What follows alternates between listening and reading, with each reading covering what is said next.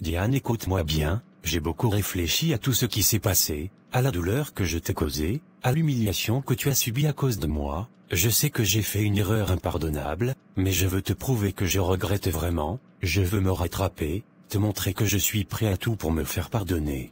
Alors par rapport au projet dont tu m'as parlé l'autre jour, ce business que tu voulais monter, je viens de te transférer 5 millions de francs sur ton compte, pour que tu puisses commencer sans attendre, et ce n'est que le début, parce que dès que je peux, je vais encore ajouter une autre somme pour t'aider à développer ton activité comme tu l'as toujours rêvé. Donc tout d'un coup, tu es devenu généreux, parce que je t'ai dit que je vais aussi te tromper, maintenant tu me déverses des millions, comme si c'était de l'eau, et tout ça parce que tu sais que tu es en faute, ça fait rire. Diane, je veux juste qu'on tourne la page, qu'on laisse cette histoire derrière nous, je sais que j'ai fait une erreur, je l'admets, je l'assume et je vais tout faire pour me racheter, je ne veux plus qu'on se dispute, je veux qu'on reconstruise notre couple. Franchement, si c'est pour que tu me donnes de l'argent comme ça à chaque fois que tu me trompes, je préfère même que tu continues à me tromper, comme ça, je deviens riche sur ton dos, en tout cas moi, ça m'arrange, continue à me tromper mon bébé. Diane, arrête avec ça, je ne veux plus jamais te tromper, je t'en fais la promesse solennelle, j'ai compris la leçon, je t'assure, je ne peux plus vivre dans cette angoisse permanente, dans cette peur que tu me fasses payer encore plus cher, je ne dors plus bien, je ne mange plus bien, je suis à bout, je veux juste qu'on retrouve la paix, toi et moi. Bon, admettons que je te pardonne, mais cet enfant que tu as fait dehors, qu'est-ce que tu comptes en faire? Parce que moi, je ne vais pas supporter que chaque jour, je sois rappelé de ton infidélité à cause d'un enfant qui n'aurait jamais dû exister.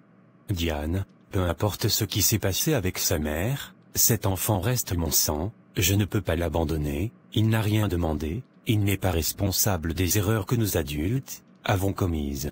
Alors oui, je vais continuer à m'occuper de lui, à assurer son bien-être, mais je te le promets, il n'y aura plus jamais rien entre moi et sa mère. D'ailleurs, si tu veux, je peux même récupérer l'enfant et le faire venir vivre avec nous, comme ça, il sera élevé sous notre toit, et tu n'auras aucune raison de t'inquiéter que je revoie sa mère.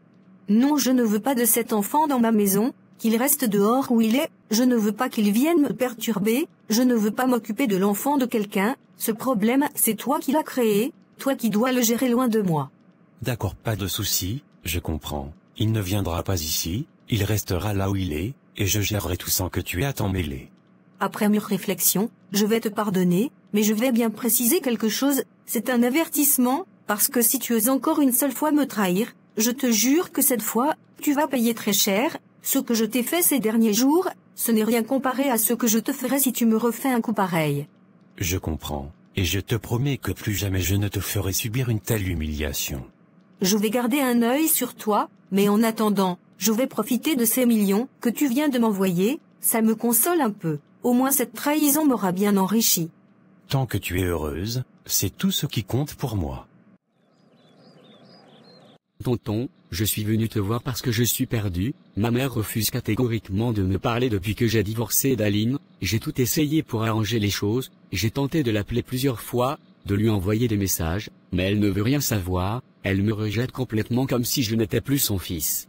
Je ne comprends pas pourquoi elle agit ainsi, c'est quand même ma vie, c'est moi qui ai décidé de divorcer, parce que je n'étais plus heureux dans mon mariage, je ne pense pas avoir mérité une telle réaction, au point où elle me renie presque. Écoute-moi bien Daniel, ta mère m'a effectivement parlé de cette histoire, et je vais être honnête avec toi, elle a raison d'être fâchée, tu sais, ce n'est pas juste le fait que tu aies divorcé, qui la met dans cet état, c'est la manière dont tu l'as fait. Tu as quitté Aline du jour au lendemain, comme si elle ne comptait plus pour toi, et surtout, pour une autre femme, ta mère voit en cela une trahison, non seulement envers Aline, mais aussi envers elle-même, parce qu'elle considérait Aline comme sa propre fille. Mais tonton, ce n'est pas comme si j'avais pris cette décision sur un coup de tête, j'ai beaucoup réfléchi, j'ai pesé le pour et le contre avant de franchir ce pas, et ce n'est pas parce que j'ai rencontré Sandra que j'ai décidé de divorcer. Le mariage avec Aline ne fonctionnait plus, on était devenus deux étrangers sous le même toit, on ne se comprenait plus, il n'y avait plus cette complicité qu'on avait au début, ce n'est pas comme si j'avais quitté une femme qui me rendait heureux, pour me jeter dans les bras d'une autre. Daniel, tu es un homme intelligent, mais parfois, vous les jeunes, vous confondez l'amour et l'excitation du moment, ta mère n'est pas stupide, Elle sait très bien que si cette Sandra n'était pas entrée dans ta vie, tu aurais peut-être trouvé une autre solution avec Aline au lieu de divorcer, c'est ce qui la révolte. Elle a vu comment Aline s'est sacrifiée pour toi, comment elle a été là dans tes moments difficiles, comment elle a prié pour toi, comment elle t'a soutenu pour bâtir ce que tu as aujourd'hui, et toi à la première occasion, tu la remplaces comme une vieille paire de chaussures. Je comprends ce que tu veux dire, mais je ne pouvais pas rester dans un mariage où je n'étais plus épanoui. On ne va pas rester avec quelqu'un par gratitude, juste parce qu'il a été là dans le passé. Il faut penser à son bonheur aussi. Le bonheur ne se trouve pas uniquement dans la nouveauté. Beaucoup d'hommes comme toi pensent que l'herbe est plus verte ailleurs, et après ils regrettent amèrement leur décision. La stabilité dans un mariage ne repose pas sur l'excitation, mais sur la capacité à gérer les difficultés ensemble. Si tu avais des problèmes avec Aline, avez-vous tout tenté avant d'en arriver au divorce? Avez-vous cherché à discuter profondément, à travailler sur vos différends? Je comprends ton point de vue et celui de ma mère, mais ce que je veux maintenant, c'est avancer. J'aimerais que tu ailles voir ma mère, que tu lui parles en ma faveur, que tu la supplies de me pardonner, car je ne veux pas rester en froid avec elle. Ce que tu me demandes là n'est pas facile, ta mère est une femme de principe, elle ne va pas changer d'avis aussi facilement. Mais après tout, tu es mon neveu, je vais essayer de lui parler, de la calmer, de lui faire comprendre que malgré tes erreurs, tu restes son fils et qu'elle ne peut pas t'abandonner définitivement. Merci tonton, merci beaucoup, ça me fait vraiment plaisir d'entendre ça. Attends, je n'ai pas encore fini, il y a une autre chose que tu dois comprendre, j'ai appris que tu envisages déjà de te remarier avec cette nouvelle femme.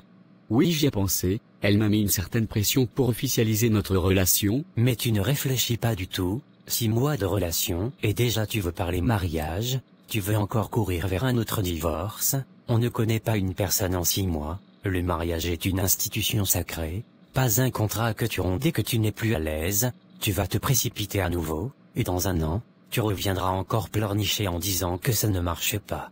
Mais tonton, elle dit qu'elle ne veut pas perdre son temps, elle veut du sérieux, et elle veut le mariage. Ne cède pas aux pressions d'une femme, un mariage ça se construit sur la durée, pas sur des caprices. Prends ton temps, observe cette femme, analyse ses intentions, regarde comment elle se comporte, si elle est vraiment sincère, ou si elle veut juste le mariage et ton argent, si elle t'aime vraiment, elle patientera. Je comprends, je vais réfléchir avant de prendre une décision. Fais plus que réfléchir Daniel, agis avec sagesse, ou bien tu risques de revivre le même scénario. C'est compris tonton, et tanti et les enfants comment ils vont? Ils se portent bien par la grâce de Dieu. Eric, donc c'est comme ça maintenant, on doit se déplacer jusqu'à ton lieu de travail pour espérer te voir, donc toi, tu as oublié que tu as une mère, tu as oublié d'où tu viens, depuis quand un enfant qui a été élevé dans une bonne famille, rejette sa propre mère comme tu le fais. Je t'appelle, tu ne réponds pas, je t'envoie des messages, tu ne réponds pas, je passe chez toi, on me dit que je ne suis pas la bienvenue, mais quelle honte Eric, quelle honte, aujourd'hui j'ai pris ma propre décision, puisque tu refuses de venir voir ta propre mère, c'est ta mère elle-même qui a décidé de venir te voir ici. Maman, ce n'est ni le lieu ni le moment pour ce genre de discussion, je suis au travail, j'ai des responsabilités, des dossiers à gérer, des décisions à prendre, ce n'est pas ici qu'on règle les histoires de famille. Tu oses me parler de responsabilité, tu veux me faire croire que toi tu es un homme responsable, c'est quelqu'un qui prend soin de sa mère, de sa famille, pas quelqu'un qui coupe tout contact avec eux, à cause d'une femme qui l'a complètement envoûté. Eric mon fils, ouvre bien tes oreilles et écoute-moi attentivement, tu es envoûté, tu es sous emprise, et tu ne le sais même pas, regarde-toi un peu, regarde comment tu es devenu méconnaissable, un homme comme toi, solide, déterminé, confiant, aujourd'hui tu trembles devant une femme. C'est normal ce que tu fais, dis-moi si c'est normal qu'un homme coupe tout lien avec sa propre famille, tu penses que c'est de ton propre gré que tu agis ainsi, non Eric, ce n'est pas toi, c'est cette femme qui te manipule. Maman, s'il te plaît, arrête avec cette histoire, vous avez décidé de diaboliser ma femme sans raison, vous dites qu'elle m'a envoûté, qu'elle m'a mis dans une bouteille, mais c'est quoi ces histoires insensées? Comment des adultes réfléchis peuvent-ils croire qu'un être humain peut être enfermé dans une bouteille? Ce sont des inventions de charlatans, et de faux pasteurs pour faire peur aux gens et leur soutirer de l'argent. Moi je vais bien, je suis heureux avec ma femme, alors arrêtez de salir son nom. Tu vas bien, Tu es heureux, c'est ça que tu appelles aller bien? Écoute-moi très bien, si tu allais bien, tu n'aurais pas changé du jour au lendemain, si tu allais bien, tu ne serais pas devenu l'ombre de toi-même, un homme normal ne se laisse pas dominer par sa femme à ce point. Regarde-toi, c'est toi qui fais la cuisine, qui fais le ménage, qui fais les courses au marché pendant que madame se tourne les pouces, et profite de ton argent, un vrai homme ne vit pas ainsi Eric. Tu vas aller te laver au village, tu vas aller te faire délivrer, un point c'est tout, cette femme t'a mis sous son emprise, et si tu ne réagis pas vite, tu vas finir comme un esclave dans ta propre maison, si tu refuses d'aller au village, alors va au moins voir ce pasteur dont ta secrétaire t'a parlé. Donc c'est ça, je comprends mieux, c'est Martine qui t'a raconté cette bêtise de bouteille, c'est bien sa maman, dis-moi la vérité. Et quand bien même c'est elle qui me l'a dit, ce qu'elle dit est faux, dis-moi si c'est faux. C'est faux, je ne suis pas envoûté, je ne suis pas dans une bouteille, rien de tout ça n'existe, ce sont des histoires inventées pour semer la confusion dans mon mariage, vous voulez simplement briser mon couple, mais je ne vais pas vous laisser faire. Tu es perdu Eric, mais je vais te sauver de toi-même, aujourd'hui même, je vais aller chez toi, et tant que ta femme ne t'aura pas libéré, je ne partirai pas de cette maison. Maman, ne fais pas ça, je t'en supplie, ne va pas chez moi, ça va créer des problèmes inutiles. Trop c'est trop, cette femme a pris mon fils en otage, et je vais le récupérer, que ça lui plaise ou non, si tu es trop faible pour te battre pour toi-même, alors moi ta mère, je vais le faire à ta place. On se retrouve chez toi à la maison. Ma chère, alors dis-moi, comment ça avance avec patron Daniel? Je suppose que maintenant qu'il est officiellement célibataire, tout roule comme sur des roulettes pour toi, il doit être à tes pieds à l'heure qu'il est. Tout se passe à merveille, je te rassure, je gère la situation, il est totalement accro, il n'arrête pas de m'envoyer des messages, de m'appeler, de chercher à me voir dès qu'il a une seconde de libre. Mais le problème, c'est qu'il commence à devenir trop exigeant, monsieur veut maintenant que j'aille cuisiner chez lui, que je vienne m'occuper de lui, que je dorme là-bas, comme si j'étais déjà sa femme. Mais tu exagères un peu, il est célibataire maintenant, il a divorcé pour être avec toi, donc où est le mal, si tu vas au moins cuisiner pour lui de temps en temps, tu es en train de le maltraiter pour rien franchement. Non ma chérie, jamais de la vie, tu me connais, je ne fonctionne pas comme ça, il est hors de question que je commence à jouer le rôle d'une épouse sans être mariée. Tu crois que je suis née hier? Ces histoires je les connais trop bien, dès qu'un homme voit que tu fais déjà tout ce qu'une femme mariée doit faire, il ne voit plus l'intérêt de t'épouser. Je vois ce que tu veux dire, mais quand même, il ne faut pas être trop dur avec lui, il est seul maintenant, et en plus, il n'a plus le soutien de sa mère, franchement ça ne t'aurait pas coûté grand-chose, de lui préparer un bon plat de temps en temps, juste histoire de lui montrer que tu tiens à lui. Ma chère, ne fais jamais cette erreur, un homme doit toujours rester sur sa faim, c'est comme ça qu'on les garde en haleine. Si tu lui donnes tout facilement, s'il sait que tu es toujours disponible, s'il n'a plus besoin de se battre pour t'avoir, alors il va perdre tout intérêt, c'est comme ça qu'il fonctionne, les hommes adorent les défis, ils aiment ce qu'ils ne peuvent pas avoir facilement. Donc selon toi, la meilleure façon d'obtenir quelque chose d'un homme, c'est de le faire courir après toi? Exactement ma chère, retiens bien ceci, ne jamais avoir pitié d'un homme, si tu commences à avoir pitié, à vouloir être trop gentille, à vouloir lui faciliter la vie, il va te prendre pour acquise, c'est toujours comme ça que ça commence.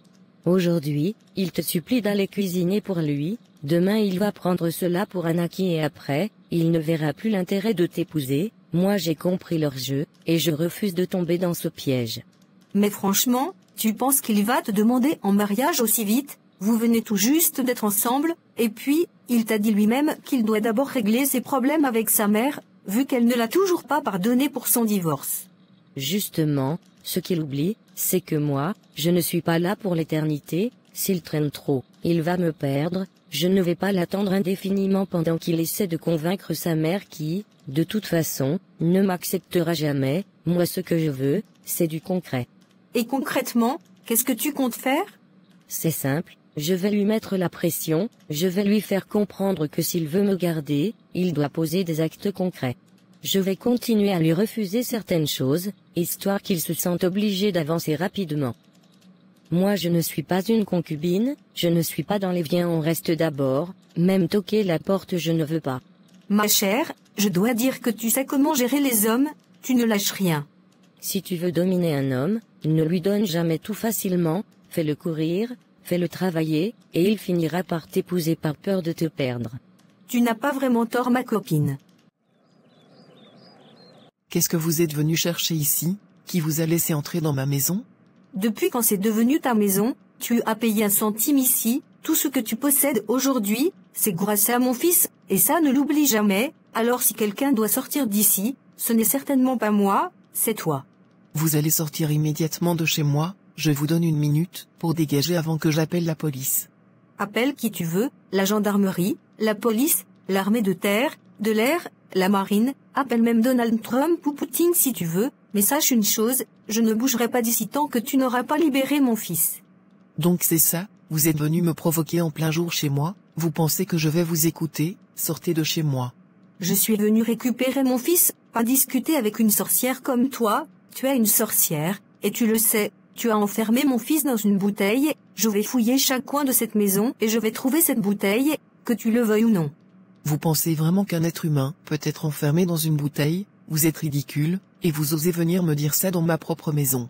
Je crois à ça, parce que je vois bien que mon fils n'est plus lui-même, avant qu'il ne te rencontre, il était un homme fort, un homme fier, un homme indépendant, aujourd'hui il tremble devant toi, il ne parle plus à sa propre famille, il ne prend plus une seule décision par lui-même. C'est ça un mariage, belle maman, un homme marié qui aime sa femme, doit obéir à sa femme. Dommage si votre mari ne vous a jamais traité comme ça, ce n'est plus votre petit garçon, c'est mon mari, et je fais de lui ce que je veux. Un mariage ce n'est pas ça, ce que tu fais, c'est de l'esclavage, de la manipulation, de la sorcellerie, tu crois que je vais rester les bras croisés pendant que tu détruis mon fils? Puisque vous ne voulez pas partir calmement, je vais appeler la police maintenant, on va voir si vous allez encore faire du bruit quand les gendarmes vont vous mettre dehors comme une malpropre. Appelle la police, appelle même tous tes fétiches, je ne partirai pas d'ici tant que tu n'auras pas libéré mon fils, ce que tu fais est inhumain, tu vas peut-être me mettre aussi dans la bouteille, comme tu l'as fait avec mon fils. Dégagez d'ici, je ne veux plus vous voir dans ma maison. Qu'est-ce que tu attends pour appeler la police? Même si tu veux, il faut appeler Paul Biya. Tu te crois puissante, mais je te jure sur la tête de mon fils que ton règne de terreur prendra fin bientôt. Tu peux essayer de m'intimider, mais sache qu'une mère qui veut sauver son fils ne recule devant rien. Je ne répéterai pas une 3e fois, sortez immédiatement d'ici avant que je ne vous fasse sortir de force. Mais qu'est-ce que tu attends? Si tu es femme, faut seulement me toucher, je vais te montrer que je suis plus folle que toi. Tant que tu ne libères pas mon fils, je ne sors pas de cette maison. Je ne parle plus, c'est ton fils qui viendra te faire sortir d'ici.